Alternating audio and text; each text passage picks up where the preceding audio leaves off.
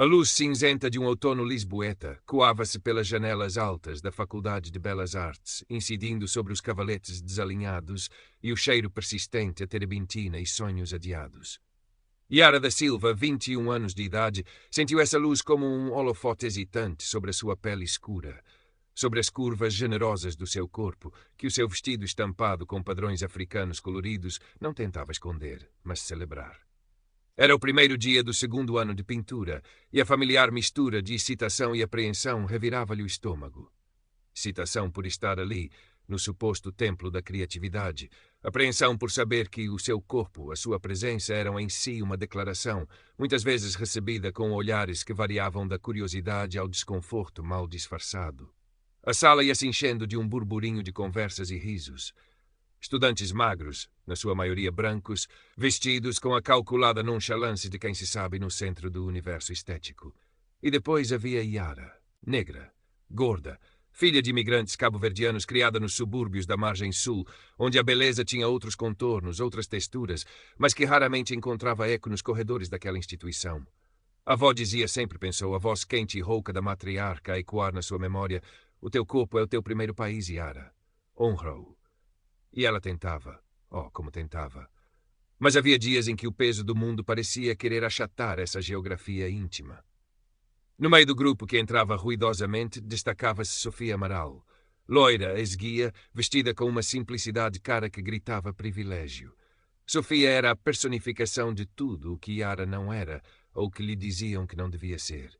Trocou um olhar rápido com uma das suas seguidoras, um sorriso quase imperceptível a aflorar-lhe os lábios, enquanto os seus olhos varriam Yara de alto a baixo. Yara sentiu a picada familiar, mas ergueu o queixo. Já não era a caloira assustada do ano anterior. A professora Helena Correia entrou na sala e o burburinho cessou. Uma mulher na casa dos 50, com um olhar que parecia atravessar as aparências e uma reputação de ser tão brilhante quanto implacável nas suas críticas. O seu cabelo grisalho estava preso num coque desalinhado e vestia um fato de calças largo, manchado de tinta em vários pontos. Bom dia, disse ela, sua voz grave a preencher o espaço. Este semestre, na disciplina de Pintura 2, o vosso projeto principal será subordinado ao tema Corpo como Paisagem. Quero que explorem a topografia da experiência humana inscrita na carne. As vossas geografias pessoais, as vossas fronteiras, os vossos territórios contestados. Os olhos da professora Helena pareceram deter-se por um instante em Yara. O trabalho mais notável, aquele que demonstrar não só mestria técnica, mas também uma visão original e corajosa, será premiado com uma exposição individual na nossa galeria no final do semestre. Um murmúrio de excitação percorreu a sala. Uma exposição individual. Era o sonho de qualquer estudante. Para Yara, as palavras da professora ressoaram de uma forma particularmente profunda. Corpo como paisagem. O seu corpo, tantas vezes visto como um erro, um excesso, uma falha na norma. Poderia ele ser, afinal, uma paisagem digna de ser explorada, celebrada? Um arrepio percorreu-lhe a espinha. Sim, este tema era a sua vida. Nas semanas que seguiram, a faculdade transformou-se num efervescente laboratório de ideias. Durante uma sessão de discussão de propostas para o projeto, orientada pela professora Helena, vários alunos apresentaram os seus conceitos iniciais. Sofia Amaral, com a sua confiança habitual, falou de explorar a beleza efêmera do corpo em movimento, ilustrando com referências a bailarinos clássicos e esculturas gregas. Quando chegou a vez de um aluno mais tímido sugerir vagamente algo sobre a forma como as emoções moldam o corpo, Sofia interveio com um tom de falsa camaradagem, mas com a voz suficientemente alta para que Yara, sentada a poucas mesas de distância, ouvisse claramente. Claro, uma ideia interessante. Mas convenhamos que nem todas as paisagens humanas são convencionalmente belas. Pois não? Algumas são, digamos, mais acidentadas. Lançou um olhar rápido na direção de Yara. Talvez um desafio demasiado grande para representar de uma forma que seja esteticamente agradável. O sangue de Yara ferveu. A insinuação era clara, o veneno disfarçado de comentário artístico. Engoliu em seco, sentindo os olhares curiosos dos colegas. A sua primeira impulsão foi responder, confrontar a maldade velada de Sofia. Mas lembrou-se das palavras da avó. Raiva é fogo, minha neta. Queima primeiro quem a carrega. Usa o teu fogo para criar, não para destruir. Em vez de palavras, Yara decidiu que a sua resposta seria dada na tela. Aquele comentário, aquela tentativa de a diminuir, seria o combustível para o seu projeto. Yara mergulhou no trabalho com uma intensidade febril. Passava horas na biblioteca da faculdade, devorando livros sobre artistas que tinham desafiado os cânones de beleza, das Vênus paleolíticas à visceralidade de Paula Rego, da celebração do corpo negro por Barclay Ellie. Hendrix, a forma como Frida Kahlo transformara sua dor física em arte transcendente. Encontrou particular inspiração em artistas contemporâneas como Wangechi Mutu e Jenny Saville, que exploravam a complexidade e a monstruosidade do corpo feminino de formas perturbadoras e belas. Os seus primeiros esboços a carvão eram crus, quase brutais.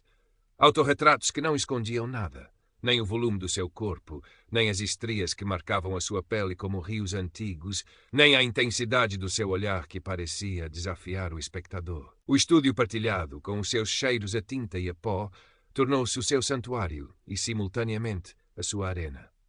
Sentia os olhares furtivos dos outros estudantes, os cochichos que cessavam quando ela se aproximava. Sofia e o seu pequeno grupo de admiradoras passavam frequentemente pela sua área de trabalho, tecendo comentários audíveis sobre a falta de subtileza ou a agressividade de certas abordagens artísticas.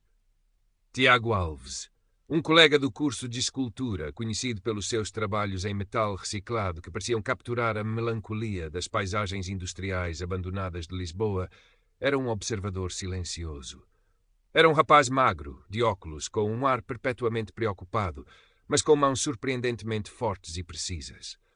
Muitas vezes via Yara trabalhar até tarde, a testa franzida em concentração, o corpo curvado sobre a tela como se estivesse a lutar com um anjo ou um demónio. Um dia, enquanto Yara contemplava um dos seus estudos a carvão, frustrada com a dificuldade em capturar uma determinada expressão, Tiago aproximou-se timidamente.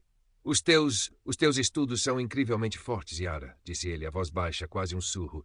A forma como usas o contraste, a honestidade. É raro. Yara olhou para ele surpreendida. Era a primeira vez que um colega lhe dirigia um elogio tão direto e genuíno. Viu nos olhos dele uma sinceridade desarmante. Obrigada, Tiago, respondeu, um pequeno sorriso a suavizar-lhe os traços. Estou a tentar encontrar a minha voz nisto tudo. Acho que já a encontraste, disse ele, corando levemente. Só precisas de a deixar gritar mais alto. A partir desse dia nasceu entre eles uma amizade improvável, cimentada pelo respeito mútuo pela arte um do outro e por uma partilhada sensação de não pertença total àquele universo por vezes tão hermético. Conversavam sobre as suas dificuldades, os seus medos, as pequenas vitórias. Tiago partilhava os seus próprios bloqueios criativos, a sua luta para dar forma ao metal frio e inflexível. Yara, por sua vez, sentia-se menos sozinha na sua jornada. Nas aulas de orientação de projeto com a professora Helena, Yara apresentava os seus progressos com uma mistura de nervosismo e orgulho. A professora não era de elogios fáceis. As suas críticas eram incisivas, por vezes duras, mas sempre construtivas. Examinava os trabalhos de Yara com uma intensidade que a deixava sem fôlego. Continue, menina Yara, disse Helena um dia, após analisar um estudo a óleo onde Yara explorava a textura da sua pele como um mapa de histórias ancestrais. Não tenha medo de escavar fundo. A verdade é aí, uma verdade que incomoda muita gente, e é precisamente por isso que é importante. Mas não se contente com o óbvio. Surpreenda-se a si mesma. Sofia, que na mesma aula apresentara uma série de desenhos tecnicamente perfeitos de nus idealizados baseados em modelos clássicos, recebeu uma crítica mais morna. Impecável, como sempre, Sofia, disse a professora Helena, os seus olhos, contudo, a revelarem uma certa impaciência. Mas onde está a sua alma nisto? Onde está o risco? Sofia forçou um sorriso, mas Yara viu a sombra da irritação no seu olhar. A validação, mesmo que discreta, que a professora Helena dava ao trabalho de Yara parecia incomodá-la profundamente. A tensão no estúdio aumentava à medida que o prazo para a entrega dos projetos se aproximava. Sofia, sentindo talvez a sua posição de aluna estrela ameaçada, intensificou as suas táticas subtis de sabotagem. Começou a esquecer-se de avisar Yara sobre mudanças de última hora nos horários de utilização do estúdio com modelos vivos, ou a reservar os melhores materiais de pintura disponíveis na reprografia da faculdade. Espalhava comentários depreciativos disfarçados de preocupação a outros colegas. A Yara é tão talentosa, mas não acham que ela está a levar este tema do corpo demasiado a peito? Pode parecer um pouco obsessivo, não? Tiago, cada vez mais seu aliado, tentava protegê-la. A intensidade dela é a sua maior força, Sofia, respondeu ele certa vez, quando Sofia comentou que o trabalho de Yara era demasiado pesado para o seu gosto. Talvez precises de mais peso na tua própria arte para entenderes. Sofia olhou-o com desprezo, mas calou-se. Um dia, Yara chegou ao estúdio e encontrou o seu mundo virado do avesso. Uma das suas telas mais promissoras, um autorretrato onde explorava a ideia do seu corpo como um quilombo, um espaço de refúgio, resistência e liberdade, estava irremediavelmente danificada. Alguém tinha derramado uma lata de solvente sobre uma secção crucial da pintura, a esborrarás coagatela. Não havia assinatura, apenas a evidência cruel de um ato de pura maldade. Yara sentiu o chão fugir-lhe dos pés. As lágrimas vieram, quentes e amargas. Aquele quadro era mais do que tinta e tela. Era um pedaço da sua alma, uma declaração da sua existência. Quem poderia ter feito aquilo? A suspeita recaiu imediatamente sobre Sofia ou alguém do seu círculo, mas não havia provas. Era a sua palavra contra o silêncio cúmplice. O desânimo apoderou-se dela. Pensou em desistir. Em abandonar o projeto, a faculdade, tudo. Para que lutar num mundo que parecia determinado a apagá-la, a silenciá-la? Tiago encontrou assim, sentada no chão do estúdio, a olhar para a tela destruída com uma expressão de profunda desolação. Ele sentou-se ao seu lado, em silêncio, por um longo momento. Depois pousou uma mão no seu ombro. Eu sei quem fez isto, Yara. Ou pelo menos sei o tipo de pessoa que faria isto, disse ele, a sua voz carregada de uma raiva fria que Yara nunca lhe tinha visto. É alguém que tem medo da tua força, medo da tua verdade.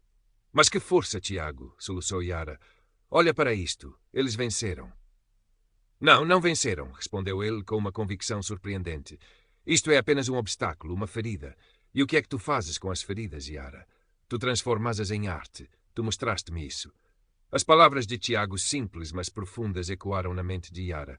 Mais tarde, sozinha no seu pequeno quarto na residência universitária, enquanto a noite de Lisboa envolvia a cidade num manto de luzes e sombras, ela lembrou-se de novo da sua avó. Recordou uma história que ela lhe contava sobre as acácias em Cabo Verde, árvores que, mesmo em solo árido e castigado pelo vento, teimavam em florir, as suas raízes agarrando-se à vida com uma força indomável.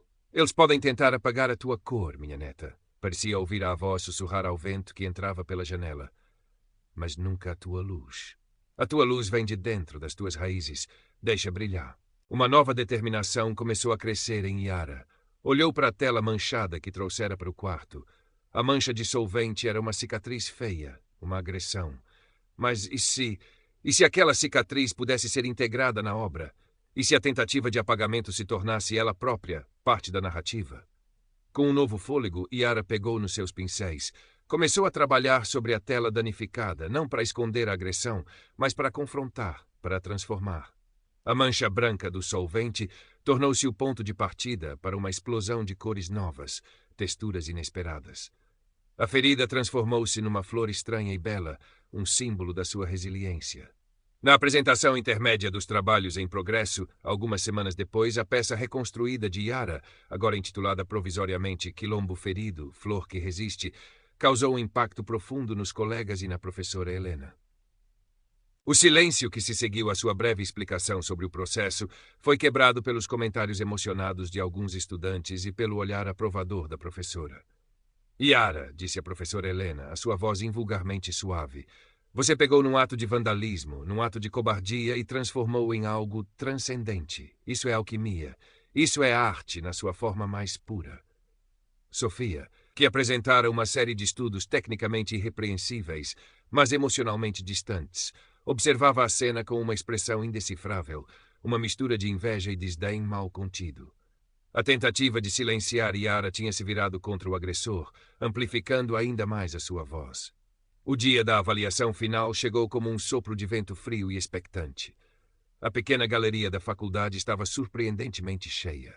Estudantes, professores e alguns curiosos do mundo da arte lisboeta acotovelavam-se para ver os trabalhos dos finalistas. O júri imponente sentava-se numa mesa à frente.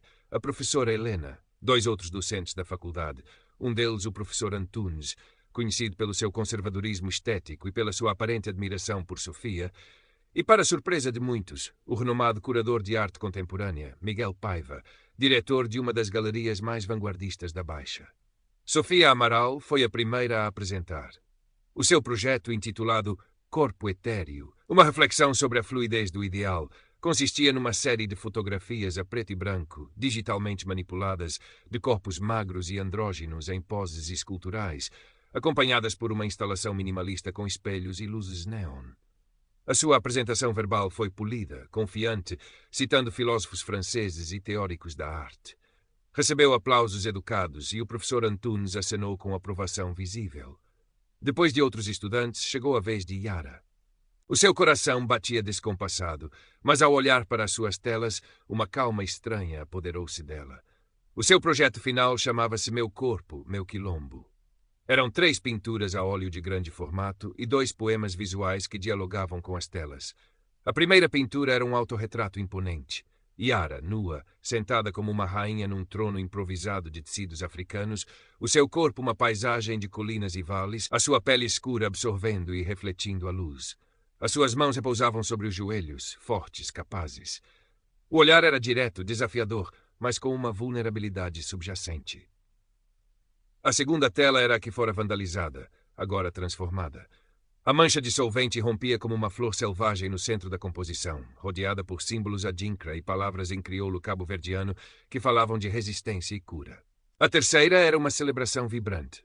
Yara a dançar, o seu corpo em movimento, rodeada por cores explosivas que pareciam pulsar com vida, uma ode à alegria indomável. Os poemas visuais, escritos à mão sobre papel artesanal e incorporando colagens de fotografias antigas da sua família e de texturas naturais, ecoavam os temas das pinturas: ancestralidade, memória, a beleza da imperfeição, a força da identidade. Yara apresentou o seu trabalho com uma voz que, embora inicialmente trêmula, foi ganhando firmeza. Falou da sua inspiração, da sua jornada pessoal, da importância de narrativas marginalizadas ocuparem espaços de poder e visibilidade no mundo da arte. Não mencionou o vandalismo diretamente, mas a história estava ali, inscrita na tela para quem quisesse ver. Quando terminou, um silêncio denso pairou sobre a galeria. Um silêncio diferente dos aplausos formais de Sofia. Um silêncio carregado de emoção, de reflexão. Foi o professor Antunes quem quebrou o gelo, o seu tom ligeiramente condescendente. Um trabalho visceral, sem dúvida, menina Silva. E a sua paixão é evidente. No entanto, pigarreou, embora a técnica seja interessante em certos aspectos, não teme que esta abordagem tão pessoal e, digamos, tão explicitamente focada em questões de raça e de um corpo não normativo possa limitar a universalidade da sua mensagem artística. A grande arte, afinal, não deveria transcender estas particularidades. Antes que Yara pudesse articular uma resposta completa, sentindo uma onda de cansaço perante aquela pergunta tantas vezes repetida, Sofia interveio, com um sorriso que não chegava aos olhos. Exatamente, professor Antunes. É o que eu penso. A arte não deveria talvez procurar uma beleza mais consensual, mais intemporal, em vez de se prender a estas questões tão identitárias do momento. Olhou para Yara como se lhe estivesse a fazer um favor, a explicar o óbvio. Yara respirou fundo. Olhou para o professor Antunes, depois para Sofia e finalmente para as suas próprias pinturas, que pareciam irradiar uma força tranquila. Com todo o respeito, professor, começou, a sua voz clara e firme. A minha negritude e o meu corpo não são limitações à universalidade. São a lente específica através da qual eu, como milhões de outras pessoas, experimento e traduzo o universo. A história da arte está repleta de particularidades que se tornaram universais porque tocaram na verdade da experiência humana. O corpo masculino branco e heterossexual foi, durante séculos, o padrão universal implícito. Eu apenas proponho que outras paisagens corporais, outras histórias, são igualmente universais na sua humanidade. Virou-se ligeiramente para Sofia. E quanto à beleza consensual, Sofia, talvez o consenso precise de ser alargado. Talvez a beleza resida precisamente na coragem de não ser consensual. O meu corpo é o meu quilombo, um espaço de resistência, de memória e de liberdade. Se a luta pela liberdade e pela dignidade humana não é um tema universal e intemporal, então confesso que não sei o que é. Um murmúrio percorreu a sala. Tiago, na primeira fila, tinha os olhos a brilhar e começou a aplaudir. Um aplauso hesitante que rapidamente foi seguido por outros cada vez mais fortes, até se tornar uma ovação. A professora Helena tinha um raro sorriso nos lábios. Miguel Paiva, o curador, observava Yara com uma intensidade que ela não conseguiu decifrar. Sofia estava pálida, o seu sorriso forçado desfeito. Após uma breve deliberação do júri, Miguel Paiva levantou-se para anunciar o vencedor. Todos os trabalhos apresentados hoje demonstraram um enorme potencial, começou ele, a sua voz ressoando na galeria. No entanto, há um corpo de trabalho que se destacou pela sua originalidade conceptual, pelo seu domínio técnico, aliado a uma expressão emocional avassaladora e, acima de tudo, pela coragem de apresentar uma visão autêntica, desafiadora e profundamente transformadora. No entanto, há um corpo de trabalho que se destacou pela sua originalidade conceptual, pelo seu domínio técnico, aliado a uma expressão emocional avassaladora e, acima de tudo, pela coragem de apresentar uma visão autêntica, desafiadora e profundamente. O prémio para a exposição individual na Galeria da Faculdade é atribuído a Yara da Silva, pelo seu projeto Meu Corpo, Meu Quilombo. O nome de Yara ecoou, e por um momento ela pensou que estava a sonhar. Depois os aplausos irromperam de novo, mais fortes ainda. Tiago abraçou-a com força. A professora Helena apertou-lhe a mão, os seus olhos transmitindo um respeito profundo. O mundo precisa da sua voz, Yara, disse-lhe ao ouvido. Nunca deixe que a apaguem. Sofia forçou um aceno de cabeça na direção de Yara, mas a sua expressão era uma máscara de incredulidade e ressentimento. A sua derrota não fora apenas a perda de um prémio, fora a exposição pública da sua superficialidade, da vacuidade do seu preconceito mascarado de sofisticação. Para Yara, a vitória era imensa, não pela derrota de Sofia, mas pelo reconhecimento do seu próprio valor, da legitimidade da sua voz. Nas semanas seguintes, Yara mergulhou nos preparativos para a sua exposição. A galeria, antes um espaço que lhe parecia intimidante, tornou-se o seu novo ateliê. Decidiu que a peça vandalizada, agora intitulada Ferida Aberta, Flor que Nasce, ocuparia um lugar central, não como uma acusação, mas como um testemunho da sua jornada. A exposição foi inaugurada numa noite fria de dezembro, mas a galeria estava quente, cheia de gente de todas as cores, de todas as formas. Colegas, professores, amigos do seu bairro, desconhecidos que se sentiam tocados pela sua arte. Miguel Paiva escreveu um texto elogioso no catálogo, falando de uma nova voz poderosa na arte portuguesa contemporânea. Meses mais tarde, numa tarde soalheira de primavera, Yara orientava um workshop de pintura para um grupo de adolescentes no centro comunitário do seu antigo bairro na margem sul.